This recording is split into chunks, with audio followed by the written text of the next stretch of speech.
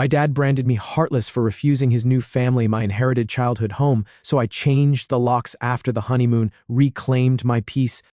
I'm a 22-year-old female and the legal owner of the house that I grew up in after my mother left it to me.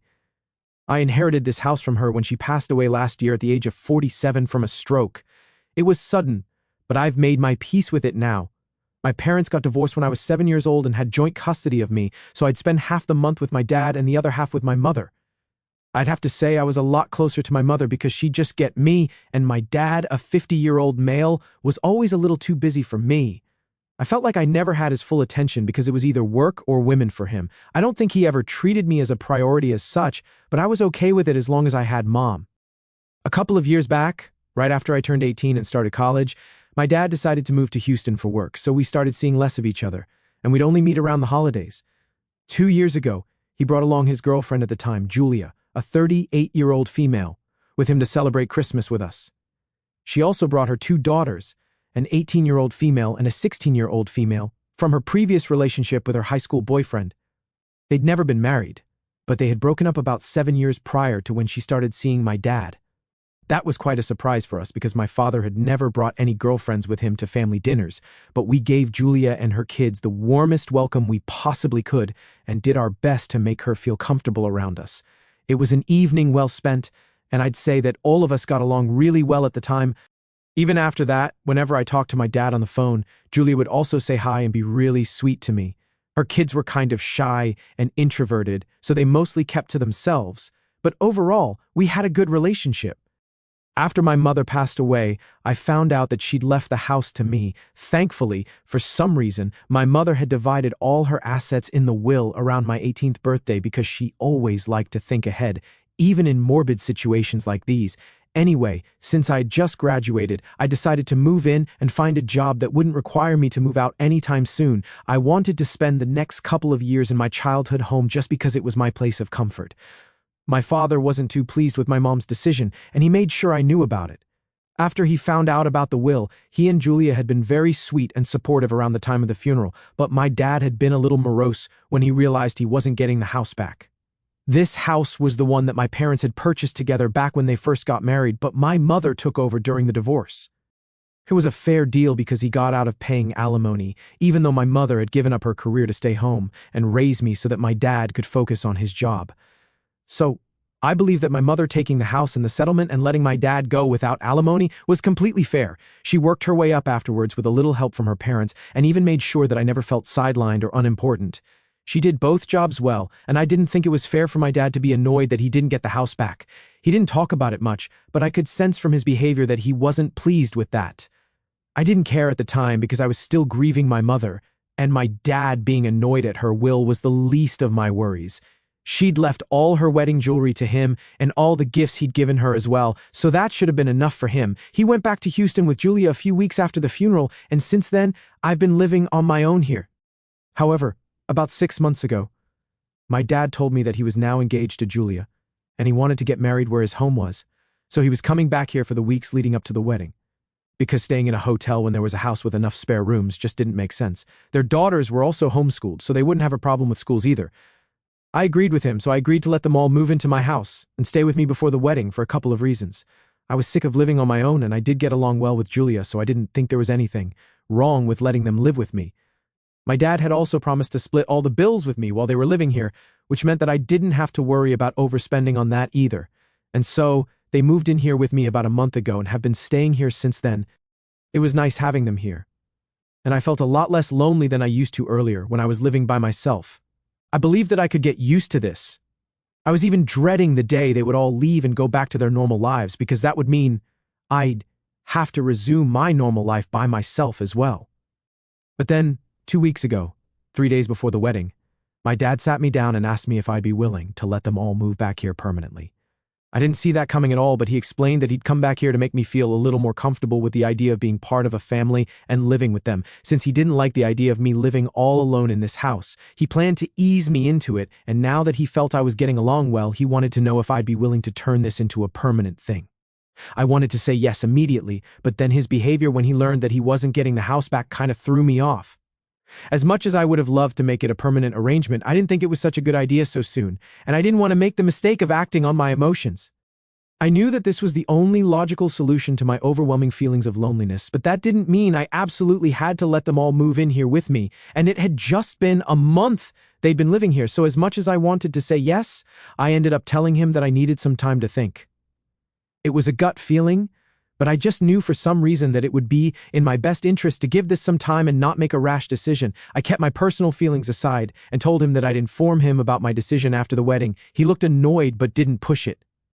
10 days ago, they finally got married, and we had a total blast at their wedding. They were supposed to stay here for a couple more days after the wedding and then move back, so I was preparing to let them know about my decision, which was a yes.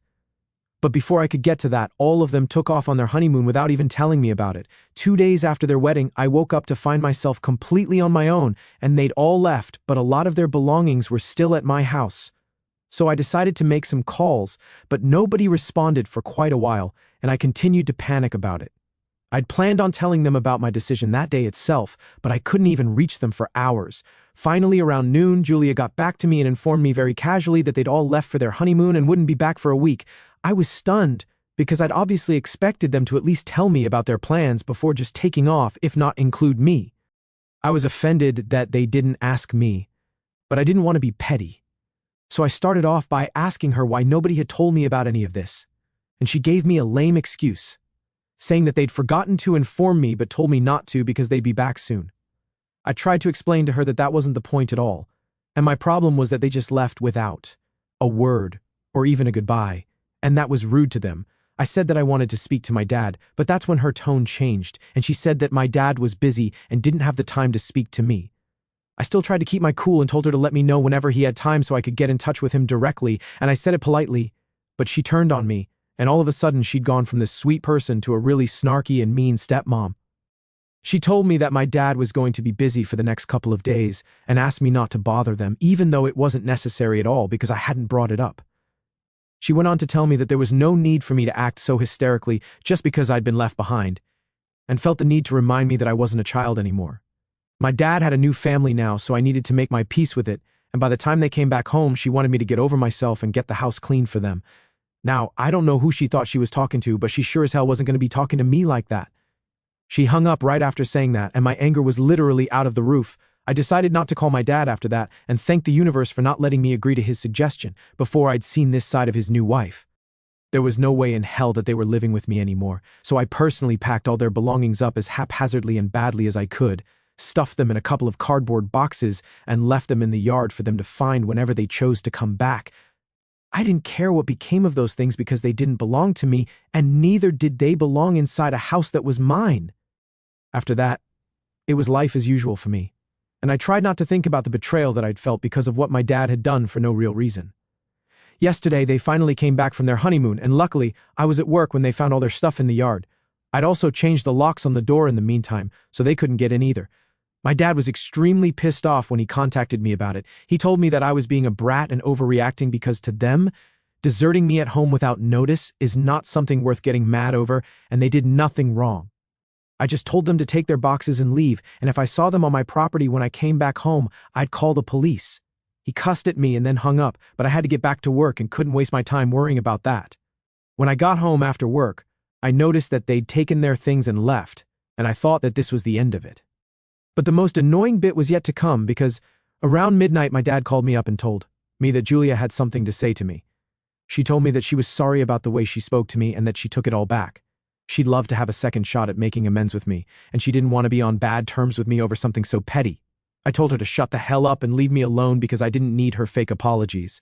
I'm not a fool, and I could tell why she suddenly wanted to play happy family now that I wasn't going to let them live with me anymore. If she had any regrets, she wouldn't have waited for so long to realize that she'd messed up and would have apologized right after the phone call that day, or even during her vacation for that matter.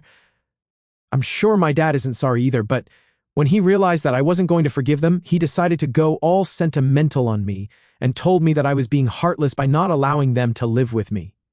He said that he was willing to split all the bills with me if I let him move back in, but he wanted to live in this house since it reminds him of my mother, so it would be really selfish of me to kick them out like this without thinking of what the repercussions of that might be. Because he'd only come back to feel closer to my mother, apparently. He even said that Julia had just been in a bad mood that day and didn't mean anything she said, and even her kids missed me, so they wanted me to allow them to come back and let them have a fresh start here. I wasn't having any of it. I'd always known that my dad had his eye on this house ever since the divorce, and now that I've seen this side of Julia, I didn't want to risk anything. So I told him that they could go back home because I wasn't changing my mind. And then out of nowhere, my dad started bawling his eyes out on the phone and accused me of being the most selfish daughter ever because I couldn't even let him live in the house he'd spent the happiest days of his life in over a silly little disagreement that I'd had with Julia, and because they hadn't taken me with them on their honeymoon, which wasn't even the whole reason. He said that I was being petty and mean and that my mother would hate this ugly side of mine. Am I the asshole for not letting my dad and his new family move back in with me after his new wife was rude to me and they didn't ask me to accompany them on their honeymoon vacation? Update 1. So, a while back, I made this post on social media about a big decision I was facing, whether or not to let my dad move back in with me. People had a lot to say in the comments, and let me tell you, some of them were pretty sharp with their words. It was a bit overwhelming, seeing all those reactions, but I got the gist of what everyone was trying to say, even though some comments were pretty blunt. They made me think hard about what I should do. I ended up sticking to my original plan, which was not letting my dad move in. The truth is, he really hasn't earned the right to come back. He's been pretty awful to me, and the last thing I need is more drama in my life. It might have seemed nice at the beginning because he and Julia were acting all sweet and kind when they first showed up, but that changed quickly. Here's what went down. I told my dad I needed a bit more time to think things over. I guess that was not what he wanted to hear because almost immediately I saw a different side of them. It seemed like they ran out of patience and started showing their true colors. They probably thought they could push me into making a decision by intimidating me, but I'm not someone who gives in easily. I've learned it's better to be alone than to be surrounded by the wrong people. In hindsight, I shouldn't have even let them step foot in my place because when my dad found out that the house was legally transferred to me and not him, his reaction was a huge red flag. He showed just how materialistic and selfish he could be. Julia, on her part, decided to start a ridiculous argument with me, which only made things worse for her. If she hadn't picked that fight, who knows, maybe things could have turned out differently, and we might have actually been a happy family. But that's just a fantasy now because I'm never going to fall for their fake niceness again. The loneliness has been hard. My mom's gone and all my grandparents have passed away, so I was kind of desperate for some family connection, but it's crystal clear now that my dad and Julia are not the right people to provide the support I need. I'm relieved I figured this out before it was too late. It's been a few days since they left, but my dad hasn't stopped trying to get in touch. He calls me nonstop, and when I don't answer, he texts. He keeps saying I should give them one last chance to make things right, but they really don't deserve it. They blew their chance already, and I'm pretty sure they'd mess up another one, and who would that hurt? Me more than anyone else. So no, it just doesn't make sense to risk getting hurt again. I do feel bad about treating my dad this way, but honestly, what other choice do I have after everything that's happened? He hasn't made any real effort to be a good dad to me, so now he's got no right to complain or demand anything from me, especially not my trust or my home. It's tough to accept, but it's true. What you do in life comes back to you. My dad never invested in our relationship, and now he's feeling the consequences of that. He doesn't get to make life decisions for me based on his feelings because he never considered mine in the first place. Update 2. So, here's the deal. My dad has been really pressing about needing to stay with me. At first, I thought he was just being a bit insistent, but it turns out the situation is more serious than that. He's actually pretty desperate, and here's why. A few months back, right before his big fancy wedding, my dad lost his job. He wasn't just taking a break like he claimed, he'd been fired. Up until then, he'd been living off his savings, which seemed to be enough at first, but then came the wedding, which was nothing short of extravagant, followed by a lavish honeymoon. All that spending ate through a lot of his savings pretty quickly. Now, he's in a real bind. After blowing through so much cash, he finally had to come clean to Julia, his new wife. He admitted that they couldn't afford to move back to Houston and try their luck there again because he couldn't cover the rent. This was a huge blow because Julia had left her job to become a stay-at-home mom after meeting my dad, meaning she had no income to contribute. So there they were, needing a place to stay, and my dad just assumed they could crash with me.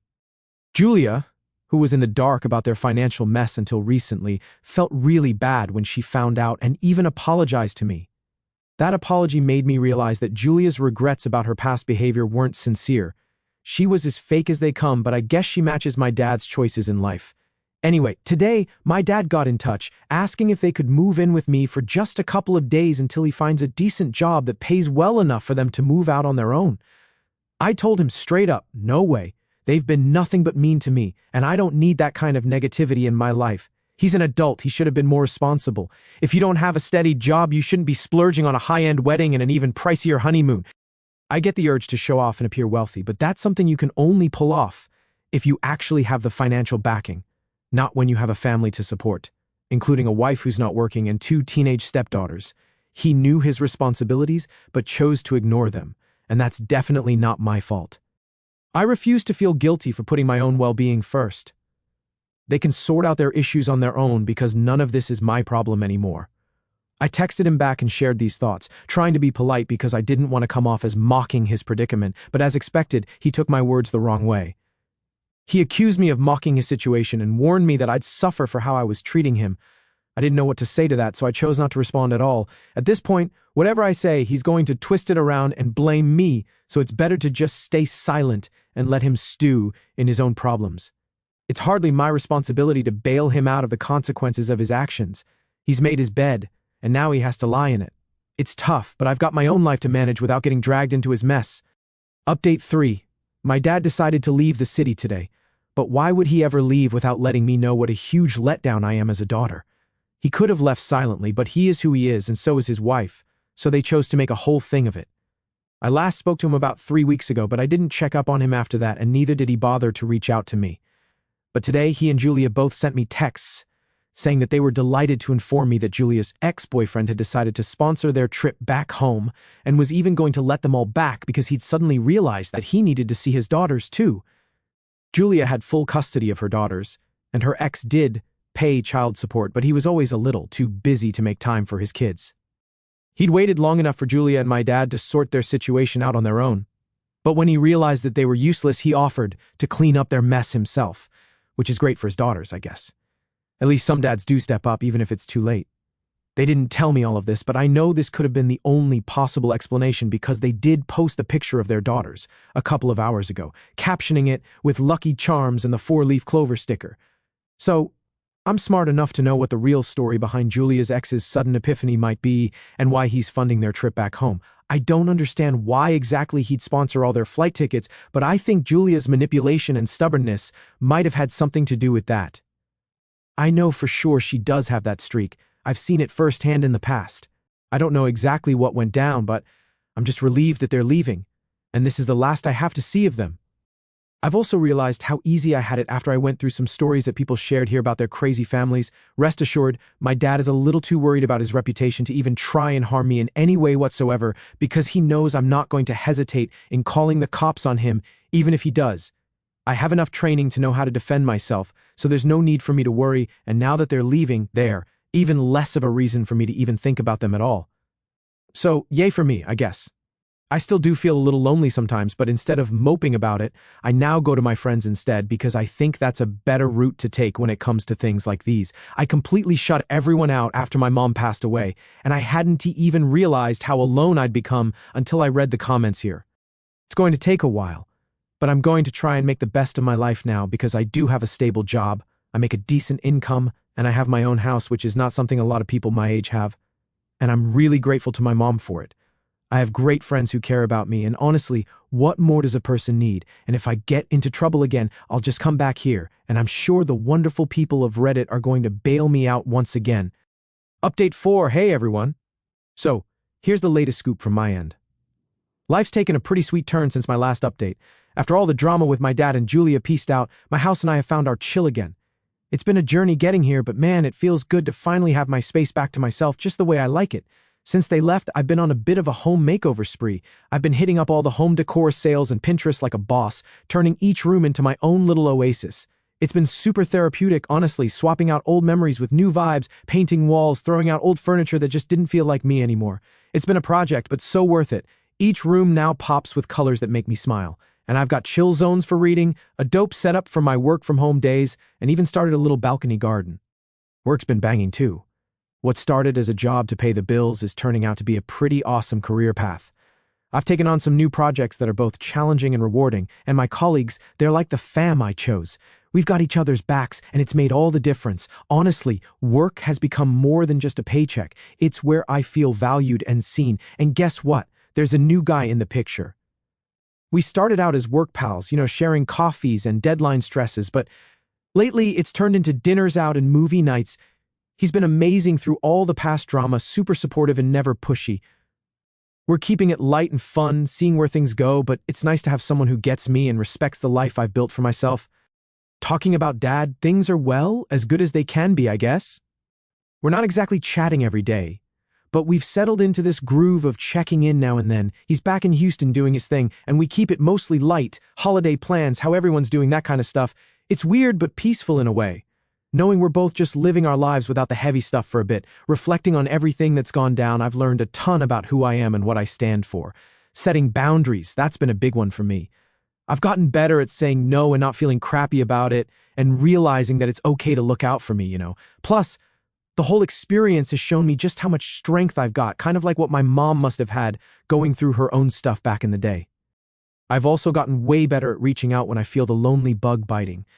Instead of wallowing, I hit up friends, plan a game night, or just go out and do something fun. It's all about finding those moments of joy, no matter how small. The pad is feeling more like home every day. I've got my spaces just how I want them, and every tweak and change makes it feel more like my personal fortress of solitude. It's a good feeling knowing I've got this place all to myself, a place where I can just be me without any drama. But here's the real talk. Having this house all to myself has been a blast. Like seriously, having the freedom to just dance in the living room at 2 a.m. or binge watch trashy TV without anyone judging? Priceless. I've got my setup just right, and I've been hosting some epic game nights and chill hangouts. It's been awesome seeing my friends' reactions to the new digs, and it just confirms I made the right call keeping this place for myself.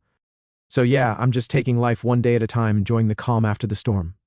Got my job, my friends, a cool dude, and a home that feels like a hug at the end of the day. What more can a girl ask for, right? Thanks for sticking around for the saga. It's been a wild ride, but hey, looks like smooth sailing ahead. If anything crazy pops up, you'll be the first to know. Catch you later.